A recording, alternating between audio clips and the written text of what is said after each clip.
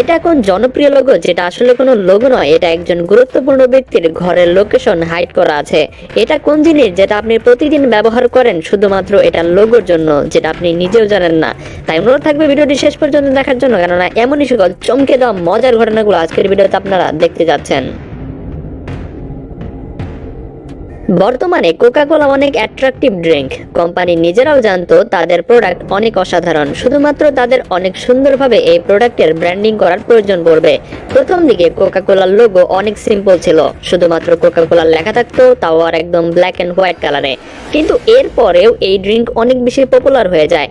এরপর তারা বিভিন্ন ধরনের কালার থিওরি ইউজ করে, তারপর ফাইনালি লোগোর colour red and white colour করে। মানুষের কাছে এই লোগোটি এত বেশি মস্তিষ্কে গেঁথে যায় যে, এবং তারা যে লেখাটি ফন্টে ইউজ করেছে সেটা অনেক বেশি অ্যাট্রাকটিভ হয়, যাতে তাদের প্রোডাক্ট অনেক বেশি ইউনিক এবং মানুষের কাছে অনেক বেশি পরিচিতি মনে হয়। এরকমটা করেছে বিধায় এখন আপনি দুনিয়ার যে কোনো জায়গায় এই রেড অ্যান্ড হোয়াইট কালারের সি ফন্ট দেখলেই আপনার মাথায় সর্বপ্রথম কোকা কোলার নামই ফুটে উঠবে। 25শে ডিসেম্বর আপনারা যে সান্টা ক্লজকে দেখেন, সে যে রেড অ্যান্ড হোয়াইট কালারের ড্রেস পরে, সেটা পূর্বে সে পরিধান করতো না। আগে সান্টা ক্লজের কাপড়ের কালার বিভিন্ন ধরনের ছিল। পরবর্তীতে একদিন কোকা কোলা তাদের ব্র্যান্ডিং এর জন্য 25শে ডিসেম্বর রেড অ্যান্ড হোয়াইট কালারের প্রমোশন করে। তখন সেখানে সান্টা ক্লজের ড্রেসের কালারও ছিল রেড অ্যান্ড হোয়াইট কালার। সেখান থেকে সান্টা ক্লজের অ্যাট্রাকটিভ দেখতে শুরু করে। পরবর্তীতে অলওয়েজ সান্টা ক্লজের colour red and white colour হয়ে যায়। তবে আপনারা সবসময় কোকা কোলা খাওয়া থেকে বিরত থাকবেন, কেননা এখান থেকে তৈরি হওয়া ফান্ডিং পশ্চিমা বিশ্বের আমেরিকাতে যায় এবং সেখান থেকে অর্থ যোগান দিয়ে ইসরায়েলকে সহযোগিতা করে ফিলিস্তিনের গাজায় গণহত্যা চালানোর জন্য। তাই সতর্ক থাকবেন এবং দেশি পণ্য ব্যবহারে বেশি উৎসাহী হবেন। স্পটিফাই মূলত আমাদের মিউজিক শোনার এক্সপিরিয়েন্সটাকে একদম হাই লেভেলে নিয়ে গেছে। স্পটিফাই লোগো যে 3টা লাইন লাগানো থেকে, সেটা আমাদের মাথার কপালে পড়া টেনশনের ভাঁজকে নির্দেশ করে। স্পটিফাইয়ের যে অরিজিনাল সর্বপ্রথম লোগো ছিল সেটা একদমই সিম্পল ছিল। এই লোগোটাতে গ্রিন কালারের সার্কেল শেপ ছিল এবং মাঝখানে স্পটিফাই লেখা ছিল এবং ও এর ওপর 3টা লাইন লাগানো ছিল। মূলত ওই 3টা লাইন দিয়েই কানেক্টিভিটি এবং কোয়ালিটিকে নির্দেশ করত। এবং পরবর্তীতে তারা 2013 সালের লোগোতে অনেক বেশি পরিবর্তন আনে। তারা পূর্বের লোগোতে থাকা ছোট ওই 3টা লাইনকে একদম মেইন লোগো বানিয়ে ফেলে। সেখানে সেম লোগোটাই রয়েছে, যা নির্দেশ করে কানেক্টিভিটি এবং কোয়ালিটি। এইচডিএফসি ব্যাংক, এটা লোগো একদম সিম্পল। প্রথম দেখায় আপনার কাছে মনে হবে এই লোগোতে কোনো মিনিং নেই, এটা এমনি এমনি জার্মেটিক শেপে বানিয়ে ফেলেছে। এটা আপনি ভেবে থাকলে ভুল ভাবছেন, কারণ এটার অনেক বড় একটা মিনিং রয়েছে। প্রথমত, এই লোগোর ভেতরে যে স্কোয়ার শেপ রয়েছে সেটা মূলত বিল্ডিংকে নির্দেশ করে, অথবা বলা যায় একটা ঘরকে সিম্পল ওয়েতে বানানোর চেষ্টা করেছে।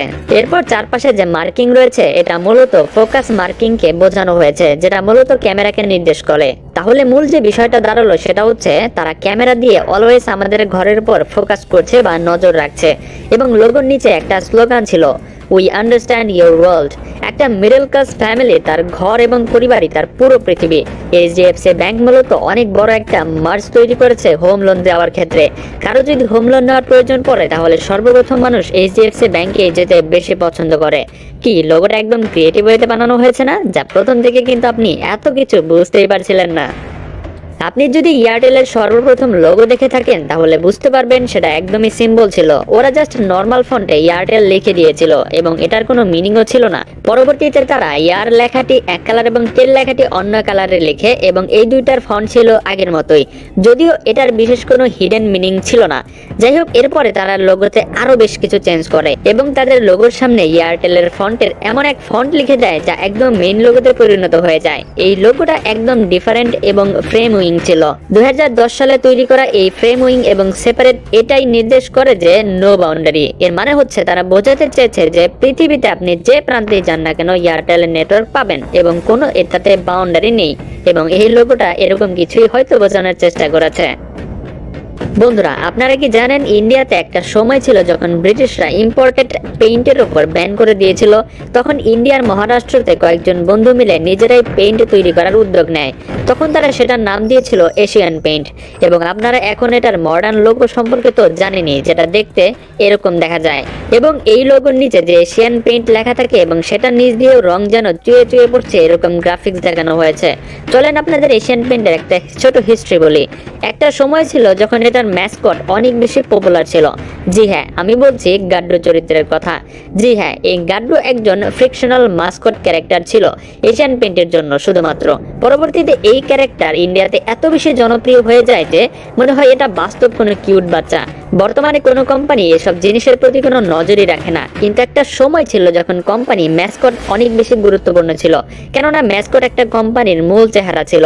যেমন ভারতের আমুল এবং নিরমা পাউডার, এজন্য এশিয়ান পেইন্ট কোম্পানি তাদের কোম্পানির জন্য একটা দুষ্ট বাচ্চাকে আর্ট করেছিল, যার হাতে একটা পেইন্টের ডিব্বা ছিল এবং সে সব জায়গায় পেইন্ট করে বেড়াতো। পরবর্তীতে এই ম্যাসকটকে ধরে অনেক জনপ্রিয় অ্যাডও তৈরি করা হয়েছিল। এই ম্যাসকট এত জনপ্রিয় হবার কারণে কোম্পানির মালিক এই ম্যাসকটের নাম দেওয়ার সিদ্ধান্ত নেয় এবং সেটা সাজেস্ট করার জন্য তাদের অডিয়েন্সকে বলে, এবং পুরো ইন্ডিয়া থেকে প্রায় 40,000-এর উপরে নাম সাজেস্ট করা হয় এবং ফাইনালি তার নাম গাড্ডু রাখা হয়। এরপর ধীরে ধীরে ম্যাসকটের যুগ শেষ হয়ে যায় এবং এশিয়ান পেইন্টের লোকেরাও ধীরে ধীরে সেই ম্যাসকটকে ভুলতে শুরু করে। আর এখনকার এশিয়ান পেইন্টের সেই ম্যাসকট দেখাই যায় না, দেখা যায় ডিজিটাল যুগের অ্যাডভার্টাইজমেন্ট। ডমিনোসের লোগো আমরা সকলেই দেখেছি এবং আপনারা জানেন ডমিনোসের লোগোতে দুইটা ডাইস লাগানো থাকে। আসলে একটা গেম ছিল যেটার নাম ছিল ডাইস ডমিনোস, যদিও ডমিনোস নামটা এই গেম থেকে নেওয়া হয়নি, মূলত এটার পুরনো নাম ছিল ডমিনিক্স, তবে কিছু নামের ইস্যু কারণে তা চেঞ্জ করতে হয়েছিল আর কোম্পানিও অন্য কোনো নাম ব্যবহার করতে চাচ্ছিল না। ঠিক তখনই তাদের মাথায় ডমিনোস নামটি চলে আসে আর তাদের কাছে এই নামটা অনেক বেশি পছন্দের হয়, কেননা এটা পূর্বের নামের সাথে কিছুটা ম্যাচিং ভাব রয়েছে। তখন কোম্পানির মালিক সে নামের উপরে ডাইস লাগিয়ে দেয়, জানিয়েছিল ডাইস ডমিনোস গেম থেকে। এখন এই ডাইসের ভেতরে 3টা ডট আছে। অনেকে মনে করেন এই 3টা ডট ডমিনোসের পিজার কোয়ালিটিকে নির্দেশ করে, যেমন এটার টেস্ট, এটার ভ্যালু এবং এটা অনেক ফ্রেশ, এরকম কিছু, কিন্তু আসলে কিন্তু এমনটা নয়। আবার অনেকে মনে করেন ডমিনোসের উপরে দেওয়া 3টা ডট তাদের 3টা আউটলেটকে নির্দেশ করে এবং তারা যত বেশি আউটলেট তৈরি করবে একটা একটা করে ডট বাড়তে থাকবে। পরবর্তীতে তাদের কোম্পানি এত বেশি আউটলেট তৈরি হয়ে গেছে যে তাদের কল্পনার বাইরে ছিল, যার কারণে তাদের 3টা ডটওয়ালা আইডিয়া কাজ করছিল না, যার কারণে তারা পরবর্তীতে আর কোনো ডটই বাড়ায়নি, সেই 3টা ডটই রেখে দিয়েছে। এই লোগোটি দেখার সাথে সাথে আমাদের মাথায় মার্সিডিজ কোম্পানির কথা মাথায় আসে। এই লোগোটির ডিমলার এক তৈরি করেছিল, এটা হয়তো আপনি জানেন, কিন্তু আপনি কি জানেন এটার লোগো মূলত কিভাবে তৈরি হয়েছিল?